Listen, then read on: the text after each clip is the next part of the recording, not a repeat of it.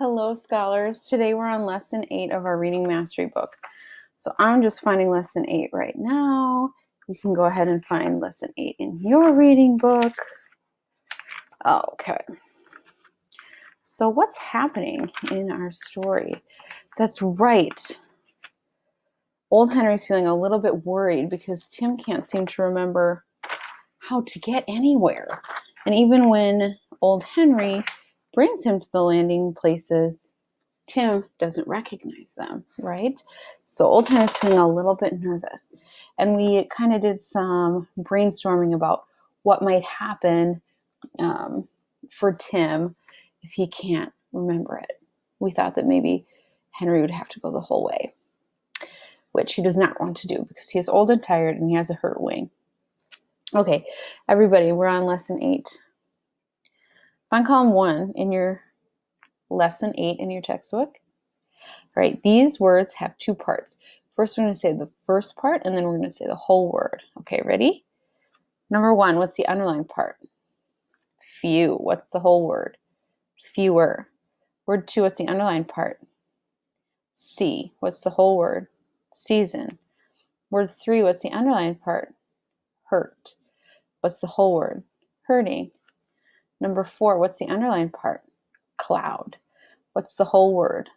Cloudy. Number 5, what's the underlined part? Old. What's the whole word?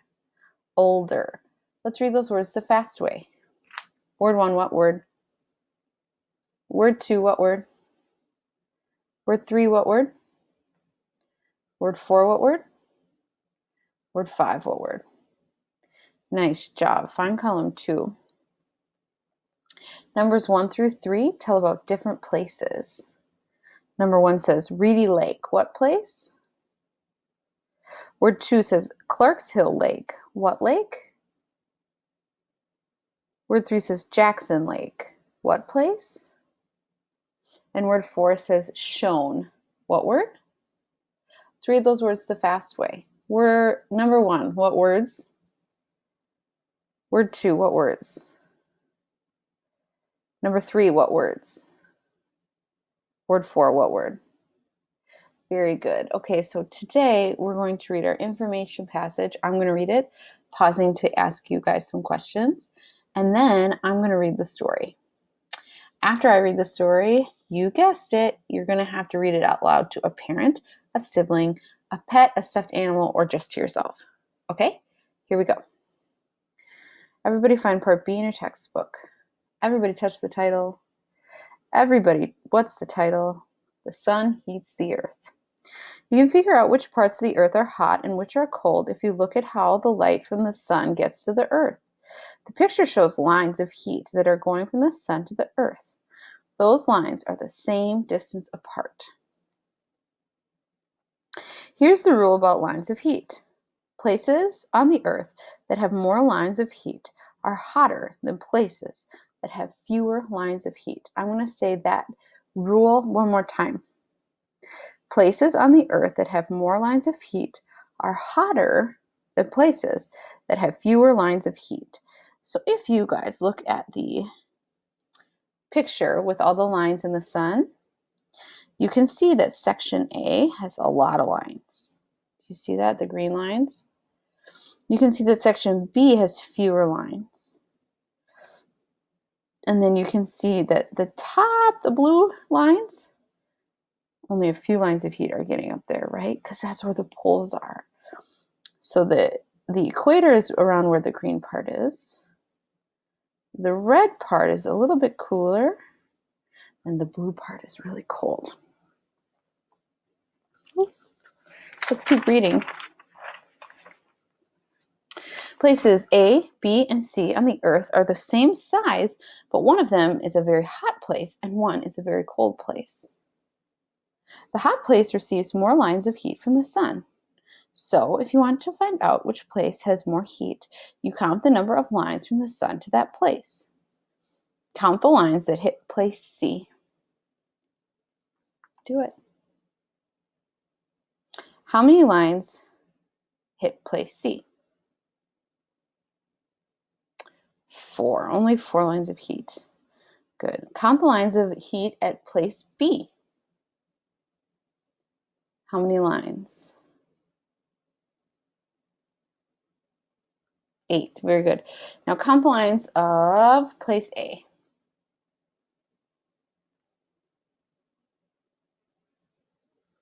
How many lines are there? 10. Very good. 10 lines of heat. Which place has the most lines of heat? A. Very good. Which has the fewest lines of heat? C. That's good. Remember, the sun heats the earth and the equator receives more heat than any part of the earth. Okay, awesome. Now find part C in your textbook. Everybody touch the title. Everybody, what's the title? A New Plan. The next day's flight was very hard on old Henry. His wing was sore, and the landing place was little more than 300 miles south of the landing place in Michigan. It would have made sense for the geese to travel only 200 miles and then spend the night in a new landing place. But geese don't always make sense. They always go to the same landing places. If those places are a little more than 300 miles apart, the geese fly a little bit more than 300 miles. Tim and old Henry reached the landing place by late afternoon. This landing place was between two lakes in Kentucky. One was large and one was small. What state was their landing place in? Kentucky, that's right. And where was their last landing place? Michigan. Let's keep reading. Something about the large lake didn't seem right to old Henry. There were some geese on the large lake, but they were too close to the shore. Henry's wing was so sore that he really wanted to land and rest. So he told himself, "There's no problem down there." And he started to lead the way down to where the other geese were swimming. Tim flew up next to old Henry and said, "I don't think we should land there." "Why not?" "You told me never to land in a place that only had a few geese on the water." Why did old Henry want to land there so bad? That's right, because he had a sore wing. Do you remember why geese aren't supposed to land on water with only a few geese on them?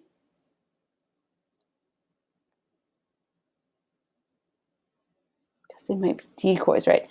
Might be a trap for hunters. Let's keep reading. Just then, the geese heard a sound that was something like another goose calling, but old Henry knew that it was not the sound of a real goose. He said, "You're right, Tim. There are hunters down there. Let's get out of here." The geese made a great turn and started to climb higher and higher into the sky. Just then, there were loud banging sounds. Hunters were shooting at Tim and old Henry, but they were too far away. "You may have saved our lives," Henry said to Tim. "You're a very smart young goose." The two geese found another landing place about 5 miles away. It was a field that had a small pond in the middle of it. The geese landed, took a nap, and then ate some seeds. Old Henry wanted to go the rest of the way to Florida, but he knew he could not travel as fast as flocks usually go. If Henry was to make it, he would have to fly one day and rest the next. He couldn't fly 2 days in a row. When the sun was growing red in the west sky, the two geese were sitting near the pond. Tim said, "So, where do we go tomorrow?" Henry told him the plan. "We're going to rest tomorrow, then we'll fly the next day." Tim said, "But I'm not tired. I'll be ready by tomorrow." "I'll be ready to fly tomorrow." "I won't be ready," Henry said. Tim looked at Henry for a long time. Then he said, "Well, you're in charge. Anything you want to do is fine with me." So the birds rested the next day. Late that afternoon, a large flock of more than 80 geese landed near the pond. The leader of the flock and 3 of the other geese came over and talked to Henry and Tim. The leader asked, "Where's the rest of your flock?" Old Henry explained where the rest of the flock was and why Tim hadn't gone with them. "How many geese are in this flock?" "Over 80, yeah." "Pretend you're old Henry and I'm the leader of the other flock. Explain to me where the rest of the flock is and why Tim didn't go with them." So why didn't Tim go with them? He never learned to fly. That's right. Excuse me. The leader of the other flock said, "We're from one of the big lakes between Canada and the United States." Everybody touch the map. Below the map is a key. Touch the letter A in the key. It shows the boundary line between the United States and Canada. Find the line on the map and trace it with your finger from one side of the map to the other.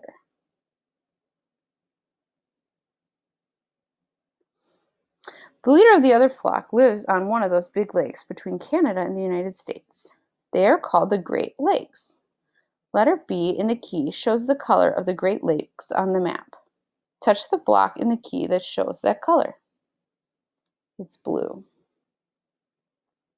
Count the Great Lakes and raise your hand when you know just how many there are. Remember, the Great Lakes are just those big lakes between the United States and Canada. So count, how many are there?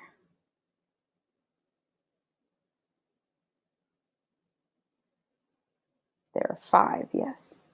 You can see some of those lakes are over 100 miles from one end to the other. So if you've ever been to Lake Superior or Lake Michigan, it looks almost more like an ocean because you can't see the other side. So it's less like a lake and more like an ocean, or like a sea. At least that's what I think. Okay, here we go. The ocean is still a lot bigger. All right, let's keep reading. Tim said, "I know those big lakes. We flew over one of them, didn't we, Henry?" "Yes, we did," Henry said. Then he asked the leader, "Are you on your way to Florida?"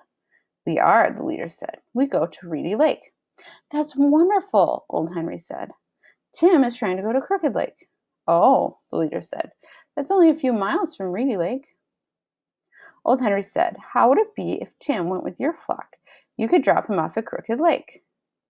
"We could do that," the leader said. So what's old Henry's latest plan? He's always coming up with these plans. Yes. He would fly with that other flock back to Florida, or Tim would. Is the plan all right with the leader of the other flock? Yeah.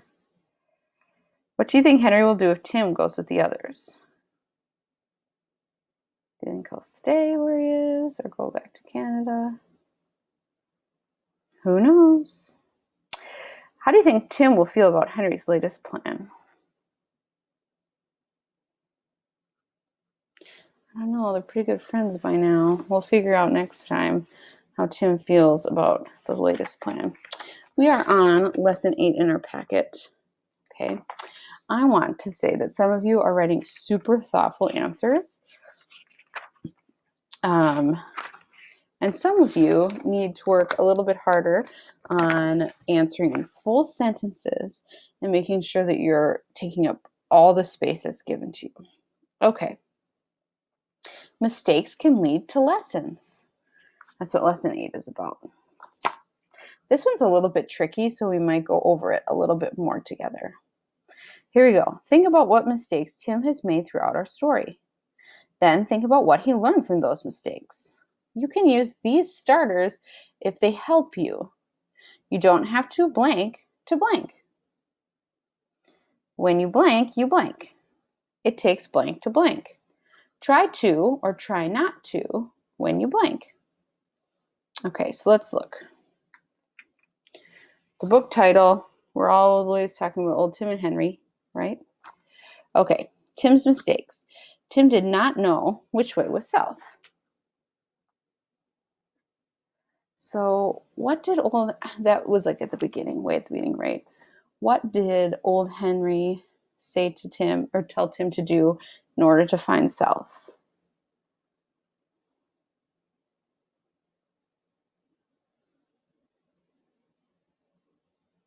That's right. He said, fly around in a circle and just start flying to the place that felt good, right? So for my possible lesson, I'm going to say,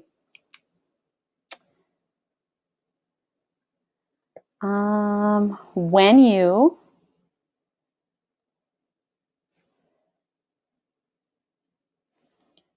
fly in the direction that feels good, right? That's what Henry said.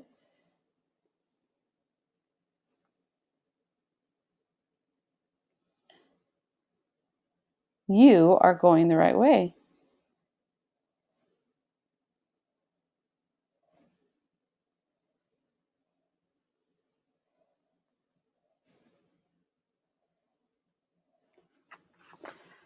When you fly in the direction that feels good, you are going the right way.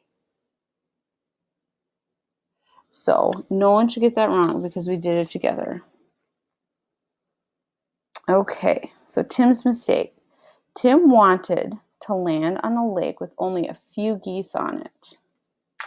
Which sentence starter should we use? Which of these should we use? You don't have to blank to blank. When you blank, you blank. It takes blank to blank. Try not to blank when you blank. How about when you blank? So when you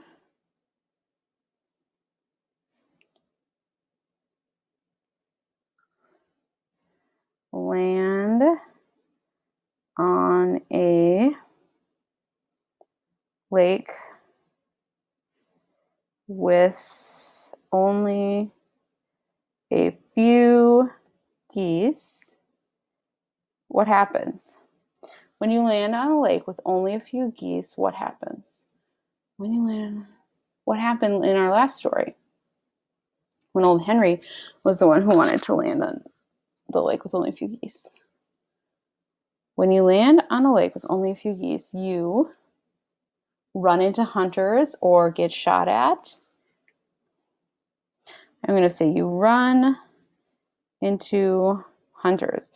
Now, scholars, let's look at this next one together. Okay, so you can pause that since we went over it together. No one should get those two wrong. That would be very unprudent. Okay, so what other lessons has he learned?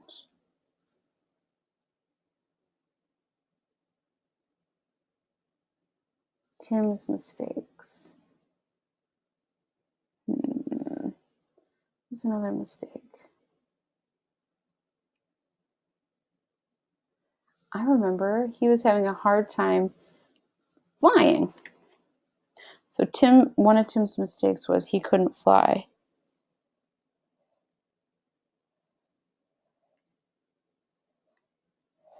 Right? If you don't want to put that one, you could put something else like Tim couldn't figure out where the landing place was, or Tim makes a lot of mistakes in this book, right? So there's no one right answer. But I'm going to say that one. He couldn't fly was one of his mistakes, right? So I'm going to use this last sentence stem. Try to blank when you blank. Try to hold out your wings when you try to fly.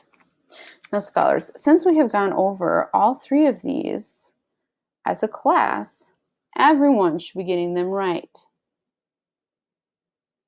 If you do them incorrectly, I'm going to have you do them again because we did them together. And if you got them incorrect, that just means that you're not watching the video. Okay? Let's go down here. It says, Old Henry is a good teacher to Tim. How can you tell that Old Henry is a good teacher? What kinds of things do good teachers do to help those they are teaching? I'm going to let you guys do that one on your own. Again, I want part of the question in the answer. So there's two questions that you need to answer. First, I can tell Henry is a good teacher because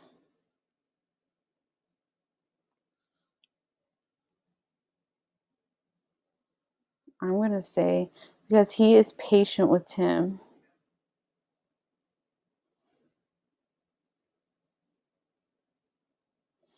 Good teachers blank, so I'm going to let you do that one, What do good teachers do to help those who they are teaching? Good teachers help by doing this, that, the other thing. I'll let you guys do that on your own. Let's read over our rubric. Okay, lots of you are filling out your rubric with yeses when they're really no's. Okay, so here we go. My chart is complete, yes or no? This is the chart. So if that's complete, you can say yes. I have 3 thoughtful possible lessons.